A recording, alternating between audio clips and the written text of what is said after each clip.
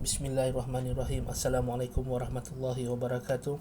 This is Dr. Azrul speaking, and for today I would like to continue my lectures on the polymorphism chapter, which is a casting object and the instance of operator and the objects equals methods. Before we come into the casting objects topic, it would be good if we can define what is the casting, what's the definitions of casting. As you have learned in your semester 1 during your programming 1 in Java, casting is a process, okay, that is used to convert a variable of one primitive type to another primitive type. For example, if you are going to convert a double x value into a string x value, yes, you may use the casting process. However, in this OOP, object-oriented programming, a casting can also be used to convert an object of one class type to another within an inheritance hierarchy. As you can see in our previous example, the statement of m new students, okay, assign the object of new student to a parameter of object type. This statement is equivalent to object O is equals to new student. This is what we have learned before in previous chapters, how to construct object. So this is what we call as implicit casting. It's very straightforward. When you implement or you type a code, so object O is equals to new student, meaning that the O object is belongs to student class. This is a very straightforward implicit casting. Other than implicit casting, we have another type of casting we call as a explicit casting, right? But before we learn the explicit casting, we have to know why casting is necessary, right? Suppose you want to assign the object reference O to a variable of the student type using the following statement. Student B is equals to 0. Somehow this will provide a compilation error. Alright? Why? Because compiler has a certain limitation on how to translate the student B, the B object for the student that is belongs to O class, object class. So this is quite confusing. The compiler has this limitation to translate the object and class type. And then if you can try to look why does the statement object O is equals to new student work and the statement student B is equals to O doesn't work. Again, the first statement object O is equals to new student is very straightforward. O is a object that belongs to student class, and when we put it in another way, student B is equals to 0, meaning that O somehow will not necessary to become a student class type. So this is what happened.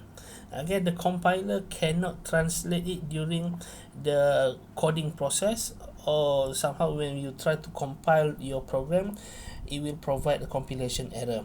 So to solve this problem, then we need to use the explicit casting, as what we have provide you at the bottom slide. So student B is equals to student in the parenthesis O. So meaning that the O object is belongs to the student class. And we have another examples that is more clear for you to understand. Okay, in this example we use the apple and fruit class.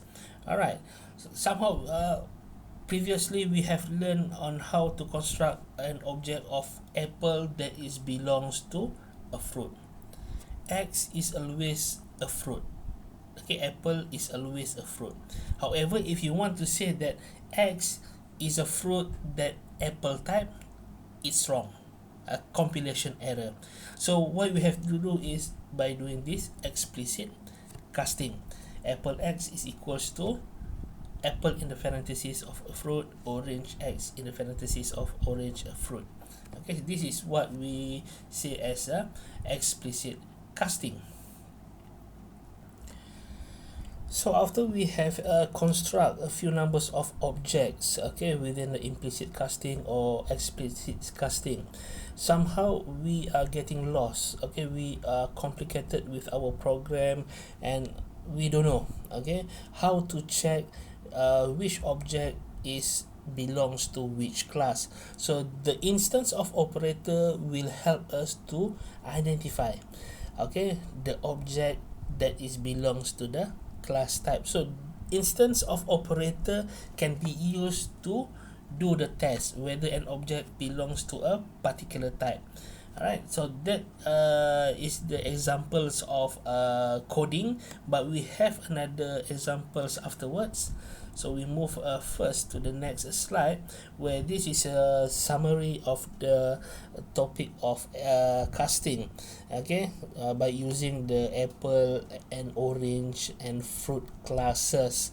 Okay, by doing this, you hopefully that you can get a full understand what is implicit casting and how to differ from explicit casting.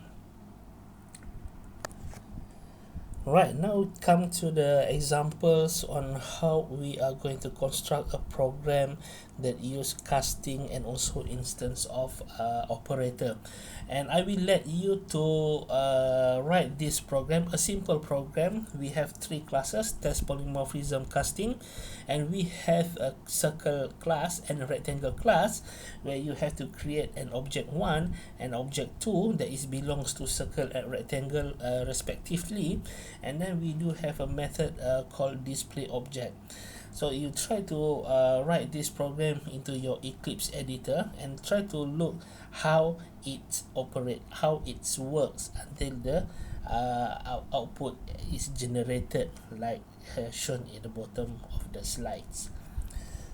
Okay, this program will certainly help you to understand why we need to do casting, and perhaps after you do you perform the casting process, and how instance of operator can be implemented in a program, and then you can see how it works and you can observe your program. And now we comes to the next topic of today's lectures. Okay, equals methods. So what is a equals methods? Equals method can be defined as a method that compare the content of two objects. Normally we want to do a comparison between two objects.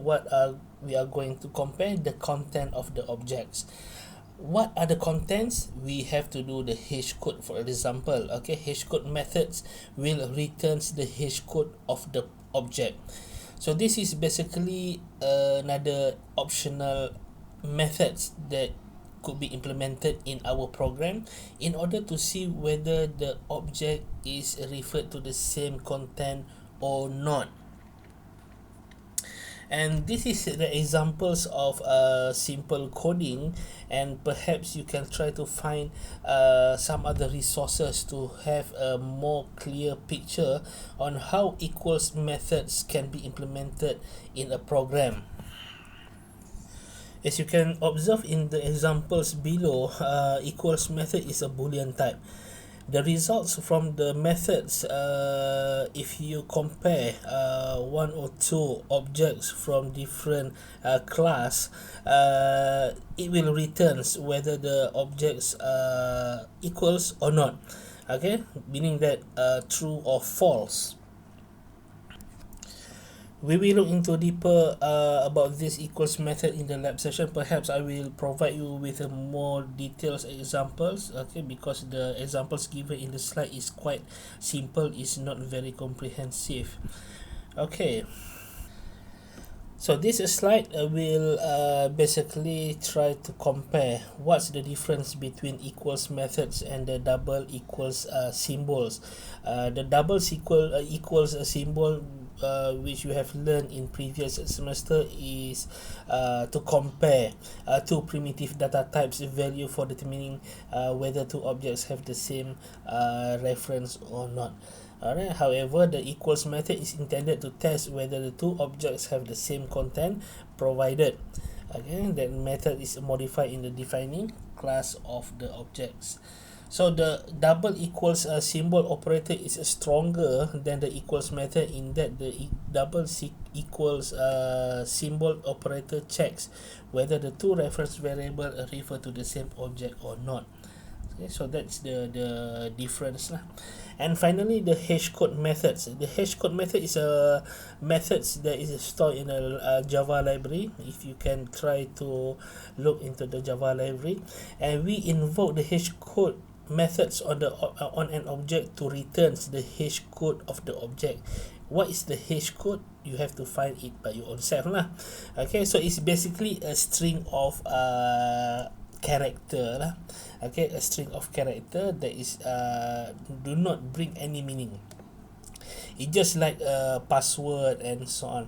The hash code implemented in the object class returns the internal memory address of the object in the hexadecimal. Your class should override the hash code methods whenever the equals method is overridden.